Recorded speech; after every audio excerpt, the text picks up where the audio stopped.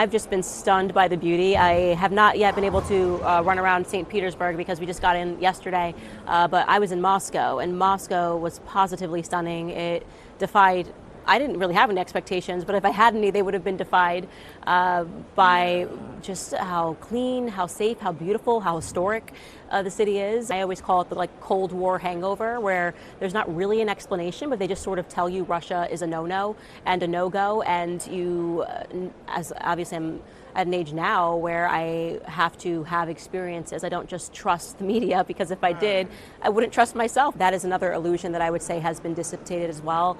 They love them. They genuinely love Americans. They don't understand why there is this frost, and I wanted them to know that we don't understand it either. We're on opposite sides here, but we're all thinking the same thing, and that is being poorly reflected by our media. It is literally between our media and Russia. It is not the American people. For whatever reason, I think this has been the most triggering trip for the mainstream media, and it has been laughable to see the headlines they're coming up with. It's very easy for me to accept that they're lying when they lie about me. You know, every single article that is written about me it's fiction. I don't even respond, really. I always respond with humor, or I kind of make fun of them when they ask questions now. I don't take them seriously enough to dignify half the things that they're saying with a response. That's a great place to be. It's like watching a cartoon. I tell them, write what to your heart's content, right?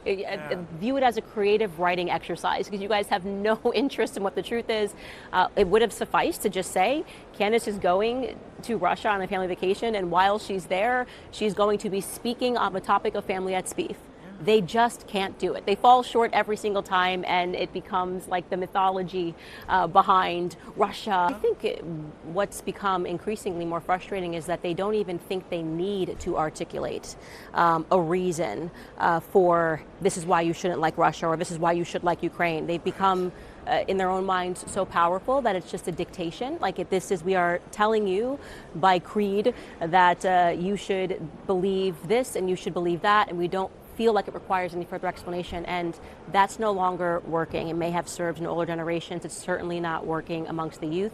And the more that they try to constrict and to control, the more that they lose a hold of the American mindset. They don't like independent people going out to speak, because they know that it can fall outside of their narratives, typically, because there's a more genuine pursuit of truth and understanding. And it's hard to reflect. People don't remember because there's so many lies that were told. But at the beginning of the conflict with Ukraine, when I say they didn't even bother to articulate a reason, they were saying, basically that Vladimir Putin was sick and he had gone crazy and deranged. That was it. They have to be able to create a caricature of everyone, myself included, right? So he's supposed to be unstable, I guess, unintelligent, angry, and wanting to take over the West. And that immediately, if you inject any fresh air, or you allow people to go direct and answer questions, it diminishes a caricature. You do have to also appreciate the richness of the irony of literal foreign agents accusing, as a part of their propaganda program, people like me and Tucker Carlson of being foreign agents when we are not accepting money from any foreign country. I am in cahoots with no foreign government, and our interest is purely journalistic. I am interested. I've been trying to land an interview with Putin actually for 5 years since I was at the Daily Wire. I went to them and said we should do this interview, and Tucker Carlson always scoops me. He always does it first. I think they thought that if Trump said, "Oh, let's forget about this," then people would move on, and they were shown how, no, not even he has the power to make people look away from this. So I am glad that the conversation is returning to a more spiritual basis. I'm happy that people are contending with great evil, the great evil, Satan, and recognizing that, because it means that society is going in the right direction. When you recognize that it's true evil, it's spiritual darkness, it means that there's going to be a global awakening, a spiritual awakening. I think that's what's happening. We're talking a lot more about Satanism. We are talking about what that means, why there are more articles written in distaste regarding Tucker Carlson than Jeffrey Epstein. I mean, that really tells us that we are getting something very wrong. We are being told that Tucker is dangerous and Bibi Netanyahu is a friend. That is so far removed from common sense that it can't stand, and it's not standing. I always tell my listeners I'd never run for president. I'd only run for dictator, because I'm not dealing with Congress. I'm not dealing with lobbying. I'm not dealing with any of this. I'm not dealing with Lindsey Graham calling for another war. I'm just going to be like, here's what we're doing and here's what we're not doing. So I tell them, vote for me if the terms are acceptable, that I will be dictator of the United States, and that is it.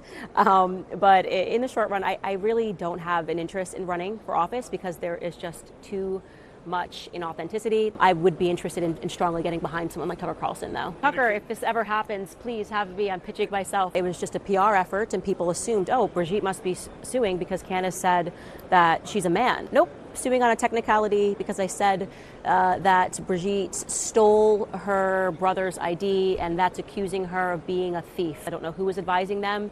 A sitting president of a foreign country suing a podcaster in another country shows that there is something very true about the claims that are being made, not the opposite. I received a phone call asking me to leave the story of Brigitte alone. Brigitte has a lot of power in the press.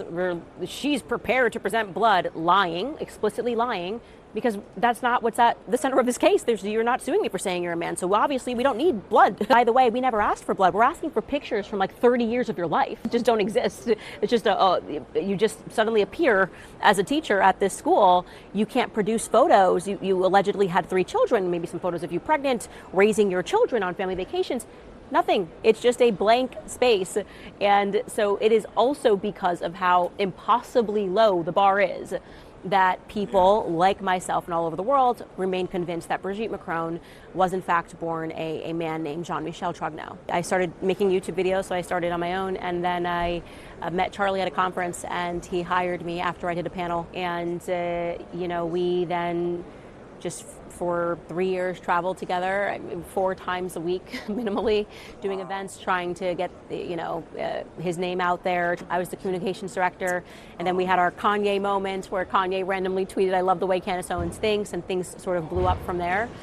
So we were just very close. There's no other way to say it. We were very close, and he's just a part of the Candace Owens story, political story. I think there was a base expectation there, and it's certainly not what has happened. It has been almost the opposite. I don't understand how the entire world realizes that there's something wrong with the story, and yet someone who can pick up the phone and call the president, the vice president, and the FBI and demand documents and answers seems altogether disinterested. Something that I like to do is just play common sense games. Vladimir Putin did not feel the need to issue a statement within 48 hours and say, "I did not kill Charlie Kirk." What an unusual thing to feel the need to do. To come out on the news and to explicitly state that you did not kill someone. Quite a busy guy to do that. To be the person who tweeted that he was dead before the President of the United States, that seems a bit involved.